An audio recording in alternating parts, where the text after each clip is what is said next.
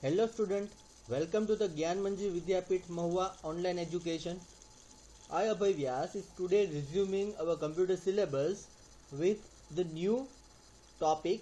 The topic name that is address types in HTML. HTML के अंदर जो address की type है उस type के बारे में we are going to discuss today. In the last lecture we have seen one tag that is called the anchor tag. हमने जो है वो last lecture में एक tag देखी थी जिसका नाम है anchor tag. So anchor tag के अंदर basically क्या use था anchor tag का? To provide link to the user. User को हम लिंक प्रोवाइड कर सके कि यूजर उसके ऊपर क्लिक करे तो क्लिक करने के बाद एक नया पेज ओपन हो जाए, right? So that particular concept which is known as anchor tag. With the help of anchor tag you can make a link. But anchor tag के अंदर भी एक एट्रीब्यूट का यूज करना होता है, एक प्रॉपर्टीज का यूज करना होता है जिसका नाम है HREF, that is hyper link reference, right? तो यहाँ पर एक नाम आता है reference, hyperlink reference. So reference that means what? Reference that means a particular address, right? कहाँ से आप जो है वो ये फाइल को ओपन करोगे, इस लिंक के ऊपर क्लिक करोगे तो फाइल जो है वो कौन सी ओपन होगी. So you will have to give file name over here, और आप जो है यहाँ पर कोई भी दूसरी फाइल को ओपन करना चाहते हो उसका नेम यहाँ पर टाइप करते हो और उस फाइल का एक्सटेंशन यहाँ पर टाइप करते हो, जैसे कि f1.html. This is a normal specific file name. ये नॉर्मल एक फाइल नेम है. इसके ऊपर अगर आप क्लिक करोगे लिंक के ऊपर तो एक नया फाइल जो है वो ओपन होगी.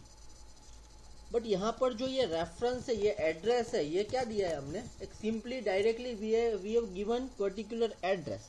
हमने डायरेक्टली यहाँ पर एड्रेस दिया है. सो ये जो है ना एड्रेस, ये जो पार्ट है जिसके अंदर आप फाइल का नाम टाइप करते हो, तो वहां पर आप दो तरीके से फाइल का नाम टाइप कर सकते हो. You are able to give file name in two types. दो तरीके से आप फाइल नेम दे सकते हो. सो उसके लिए we will have to open our previous existing program. जो भी हमने एग्जीक्यूट किया था, जो लिंक वाला प्रोग्राम था, that program we are going to open right now.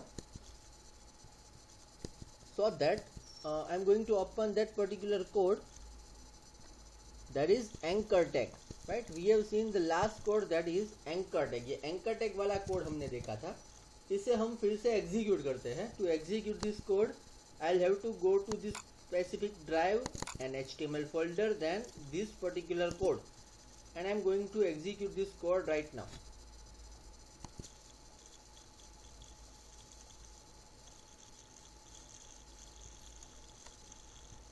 So this is the specific code, anchor tag.html. Once you click over here, it will open new file, the file name that is you have clicked. So file name is available over here. Which file it is open? New page.html. So you can find the new page.html is given over here. This is the new file, right? तो ये file यहाँ पर open हो गई. क्यों? क्योंकि हमने जो है उसका एड्रेस यहाँ पर दिया है new page.html. बट ये एड्रेस जो भी हमने अभी दिया है ना, वो एड्रेस जो है वो कैसा एड्रेस है? वो रिलेटिव एड्रेस है. रिलेटिव एड्रेस का मतलब क्या? तो आप डायरेक्टली यहाँ पर फाइल का नाम और .html यहाँ पर दे देते हो, that means this is relative address. ये फाइल जो है ना new page.html, वो फाइल कहाँ पर है? This file is available to the same folder. ये फाइल जो है वो यहाँ पर सेम फोल्डर के अंदर ही अवेलेबल है. कौन सा फोल्डर है? सी ड्राइव के अंदर, HTML फोल्डर के अंदर दोनों फाइल यहाँ पर अवेलेबल है, anchor tag.html और new page.html. When the two file available to the same location, ये दोनों फाइल सेम लोकेशन में अवेलेबल होगी, तब आप डायरेक्टली यहाँ पर फाइल का नाम दे सकते हो, right? It is known as, इसका मतलब क्या हुआ? It is called relative address. इसका मतलब हुआ रिलेटिव एड्रेस. और एब्सोल्यूट का मतलब ये, एब्सोल्यूट एड्रेस का मतलब ये कि यहाँ पर जो है ना आप पूरा पाथ लिखते हो. जैसे कि ये फाइल, ये अभी कहाँ पर है? File is available at from C drive. C drive के अंदर आप जाओगे, सी ड्राइव के अंदर जाकर HTML के अंदर जाओगे और HTML के अंदर ये फाइल है. तो आप यहाँ पर जो है ना वो पूरा फाइल का पाथ लिखते हो. सी ड्राइव, उसके अंदर HTML, उसके अंदर ये फाइल अवेलेबल है, right? So this is called absolute address. इसका मतलब हुआ एब्सोल्यूट एड्रेस। जब भी आप पूरा address from the root directory से लेकर जहां पर फाइल स्टोर है वहां तक का पूरा एड्रेस लिखते हो, it is called relative absolute address. और जब भी आप डायरेक्टली यहाँ पर फाइल का नाम लिखते हो, it is called relative address. But आप फाइल का नाम डायरेक्टली कब लिख सकते हो? जब भी फाइल जो है वो सेम डायरेक्टरी में स्टोर होगी। दोनों फाइल यहाँ पर देखो आप सेम डायरेक्टरी में स्टोर है, so you can give over here the specific relative address. So in your book you can find the particular concept that there are two types of address, that is absolute or relative address. So you can apply over here absolute address as well as relative address. So absolute address का मतलब ये है कि आप जो है वो file का पूरा पाथ टाइप करते हो, राइट? आप जो है वो फाइल का पूरा पाथ टाइप करते हो, कंप्लीट एड्रेस आप टाइप करते हो, it is known as absolute address. And relative address that means you are just going to type this way only file name with the extension, which is known as relative address, right? So there are two types of address, absolute address and relative address. MCQ के अंदर ऐसा question जो है वो ask हो सकते हैं। Now we are going to discuss the new concept, that is attribute to tag. Tag जो है उसके साथ कई सारे attribute का use होता है, but right now we are going to see only one attribute with the tag. जो anchor tag के अंदर हमने href attribute देखा, वैसा ही attribute जो है वो आप किसी और tag के साथ भी use कर सकते हो। So right now we are going to take a new program, that is HTML. Then you will have to add over here head, then title. After that you will have to define over here the title, that is we are going to see right now attribute, right? So I am going to give the title over here as attribute. Then you will have to close the title. Then here you will have to close the head tag. After that you will have to start the next main portion, that is body. Inside the body right now we are going to tag particular tag, that is h1 heading tag. h1 tag के अंदर जो है वो हम एक alignment कर attribute का use करते हैं। alignment attribute जो है you will have to define over here ALIGN, that is align. alignment का मतलब ये है कि टेक्स्ट को आप अपनी स्क्रीन के अंदर कौन से पोर्शन में पुट करना चाहते हैं। By default text is put at left side. By default जो है वो टेक्स्ट लेफ्ट साइड में पुट होगा, but if you would like to put the text to the centre में पुट करना चाहते हो, so that you can put it. If you would like to put text to the right hand side, so you can put the text to the right hand side. So there are three value of align attribute, that is left or right or center, right?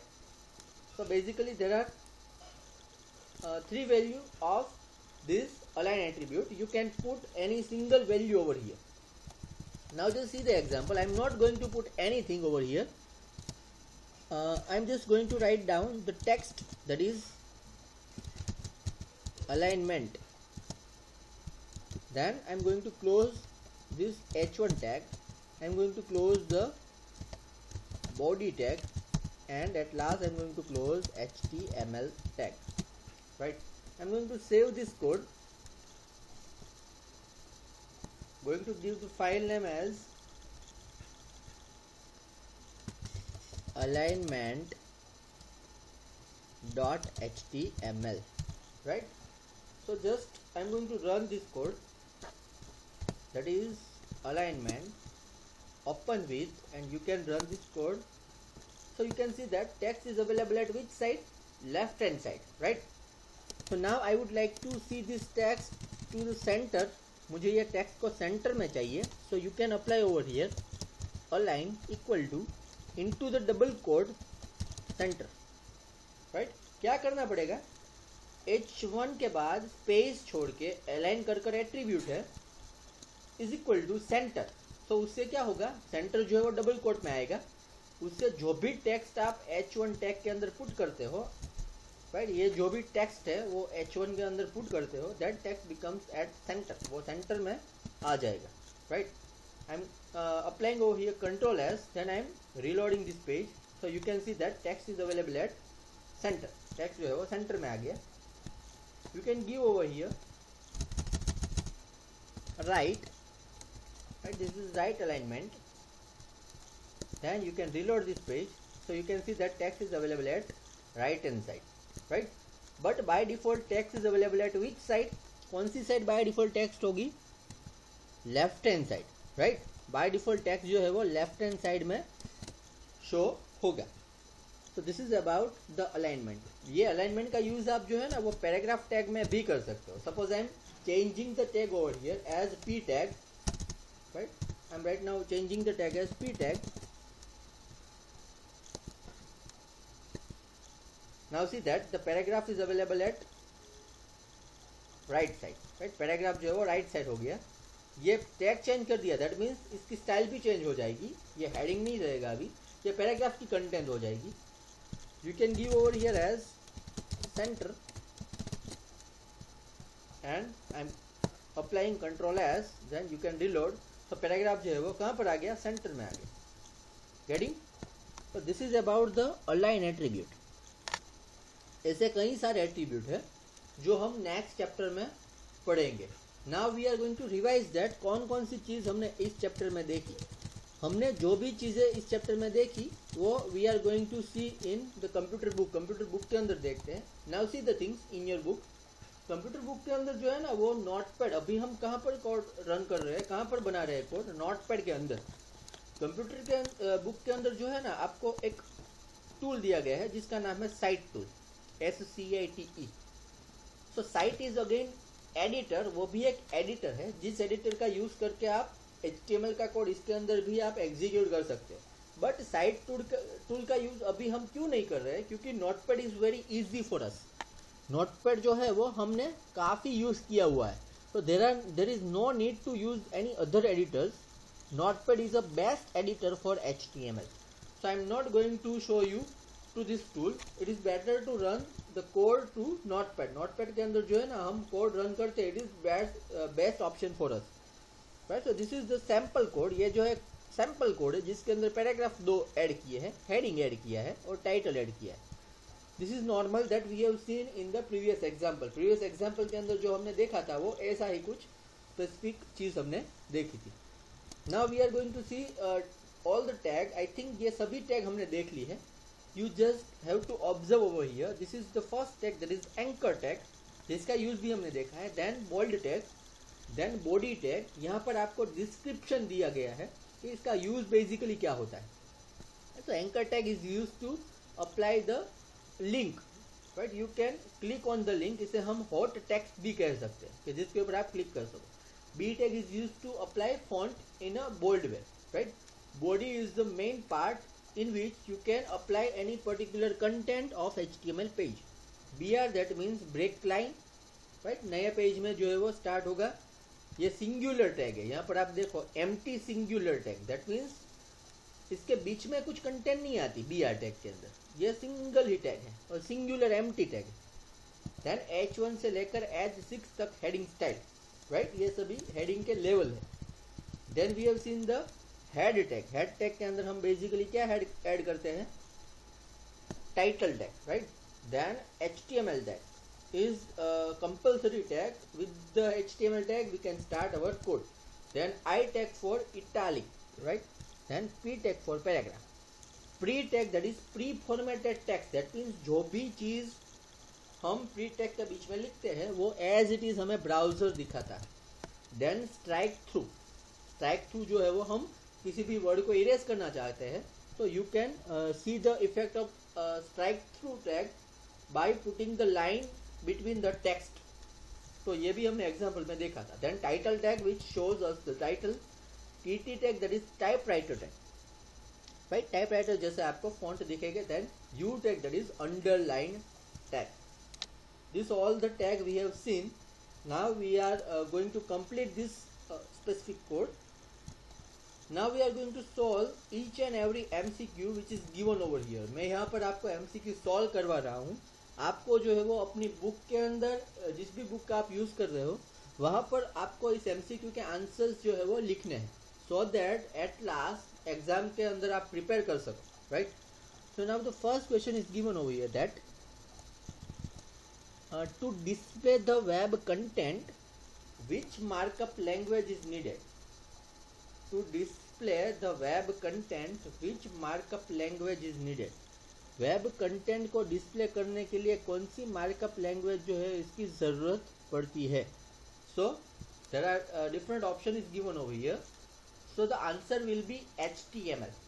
Right? HTML is a language through which we can display the web content. So the B is the answer of first MCQ. And the second question is that which of the following considered as a language for describing web page? Web page describe करने के लिए कौन सी language का use होता है, right. Web page describe करने के लिए. So that again the answer is same. HTML is the language which is used to describe the web page. Web page को डिस्क्राइब करने के लिए HTML लैंग्वेज का यूज होता है. So here the answer is option A, HTML, right. Then the third MCQ, that is which of the following is the full form of HTML? HTML का full form इसमें से कौन सा है?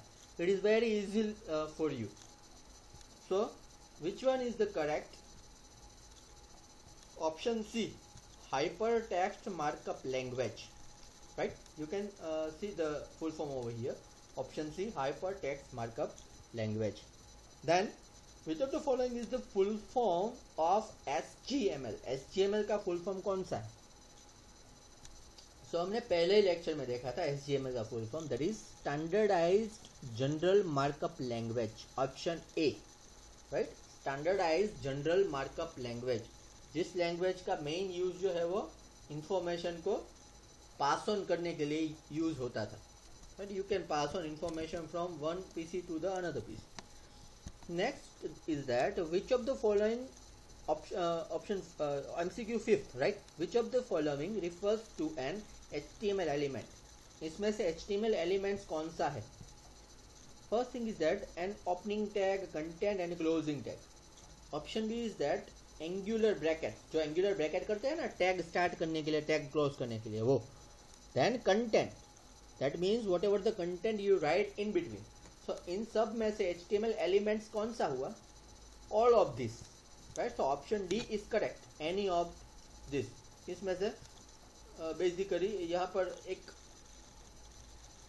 Problem ये है कि आप कंफ्यूज हो जाओगे कि इसमें से HTML का एलिमेंट एक्चुअली हम किसे बोले. तो you can say HTML element to all of this, क्योंकि यहाँ पर आप देखो तो कंटेंट आ गया, यहाँ पर एंगुलर ब्रैकेट्स आ गया और यहाँ पर ओपनिंग टैग, क्लोजिंग टैग और कंटेंट, ये तीनों का मेल हो गया. तो basically you can say any of this to the HTML element. ये सभी जो है वो HTML एलिमेंट है, right.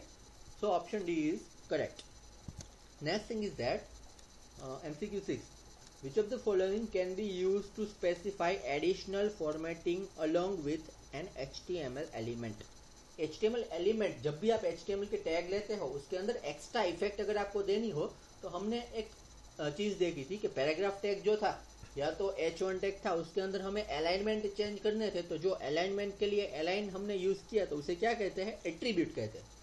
So attribute is use to specify additional formatting, right. Attribute का यूज जो है वो एडिशनल फॉर्मेटिंग के लिए होता है. तो option B is correct over here, attribute. Then 7th MCQ, which of the following refers to a singular tag that do not require content? Singular tag जिसके अंदर कंटेंट नहीं होती उससे हम BR टैग कहते हैं बेसिकली, राइट. सो उसको हम बेसिकली कौन से नाम से रिफर करते हैं? तो उसे हम कहते हैं एम्प्टी. उसके अंदर कोई कंटेंट नहीं आती. तो सिंगुलर टैग जो BR टैग है वो एम्प्टी टैग है, उसके बीच में कोई कंटेंट नहीं आती. You just have to write the BR tag simply. So it is called empty. Option B is correct. Then which of the following attribute type can appear along with any tag? कौन सा attribute ऐसा होता है? जैसे कि हमने align attribute देखा है ना, वो अलाइन एट्रीब्यूट कैसा है? वो सभी टैग के साथ बेसिकली यूज होता है. सो अलाइन एट्रीब्यूट यहाँ पर क्वेश्चन फिर से पढ़ता हूँ. विच of the following attribute type can appear along with any tag. कौन सा एट्रीब्यूट होता है वो सभी टैग के साथ यूज होता है. तो उस एट्रीब्यूट को बेसिकली क्या कहते हैं, उसे कहते हैं यूनिवर्सल. मीन्स वो सभी टैग के साथ यूज होता है. Right. So universal attribute type can appear along with any tag. So option B is correct, universal.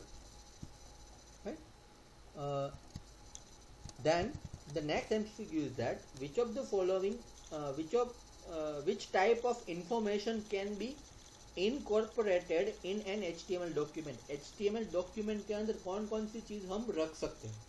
जो वेब पेज आप देखते हो उस वेब पेज के अंदर कौन कौन सी चीज आती है. तो यहाँ पर इंफॉर्मेशन दी गई है. पहला है multimedia information. That means text, photo, video, animation, graphics. It is known as multimedia. Text information, yes, we can write the text information. Then address and path of file, yes, we can also write the HTML path or address. तो ये सभी चीज जो है ना वो हम HTML page के अंदर जो है वो ऐड कर सकते हैं. So we can say that all of this is correct. Option D, all of this. At last, as per your book, which of the following is an editor to edit an HTML document? HTML document को आप edit करते हो, आप लिखते हो, कोई भी code बनाते हो, तो कौन सा टूल का यूज होता है. तो यहाँ पर जो है वो सारे टूल दिए गए हैं. तो as per your book we can use SciTE tool, SCITE. अगर MCQ में आपको क्वेश्चन आए तो उसके अंदर आप you can tick the SciTE, option A. If notepad will be available in option, notepad अगर ऑप्शन के अंदर अवेलेबल है तो you can select the notepad as well. Right. So this is all about the all MCQs. Now there is no lab at your home. Home के अंदर आपके पास lab तो नहीं है, बट यहाँ पर जो है वो कई सारी एक्सरसाइज दी गई है. In which I am going to give you only one exercise. You just have to try to run it to your home. आप अपने घर पे ऑनलाइन एडिटर्स मैंने आपको सिखाया है, तो उसके अंदर आप इसको एग्जीक्यूट करके इसका यूज जो है वो एक बार कर सकते हो.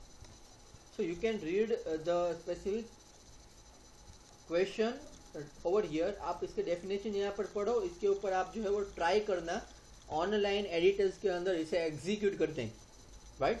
But now just try the first exercise, that is develop a web page that provides introductory information about your school. आपके स्कूल के बारे में आपको एक पेज बनाना है, HTML का कोड राइट करना है. उसके अंदर give heading of this page as my school. Heading के अंदर आपको जो है वो क्या देना है, my school. That is H1 से लेकर H6 टैग के अंदर किसी भी एक टैग का यूज करके you are able to give the heading. उसके बाद नीचे जो है ना वो आपको आपके स्कूल के बारे में जो है वो बेसिक इंफॉर्मेशन लिखनी है. तो use necessary formatting and presenting tags. आप जो भी टैग का यूज करना चाहो with this tag you can create this kind of web page. आप अपने घर पर ट्राई करना. मैंने आपको एग्जाम्पल में सिखाया था कि कैसे ऑनलाइन एडिटर्स का यूज करते हैं. So you can try to execute all the code with this specific editor. आप ऑनलाइन एडिटर का यूज करके ये सारे कोड जो है उसका एग्जीक्यूट करने के लिए आप अपने घर पर ट्राई करना. मोबाइल का यूज कर ऑनलाइन एडिटर में इसका कोड अपने आप बनाने की ट्राई करना. और if you are able to execute it, you can send me the photograph, or if there is any difficulties, so you can ask me that how I can make the code. So I will provide you the necessary information. Right. मैं आपको जो है वो necessary information provide करूँगा. So now we have completed our first chapter. From the next lecture we will start with the new chapter which is again based on HTML. Right. So we will meet in the next video lecture.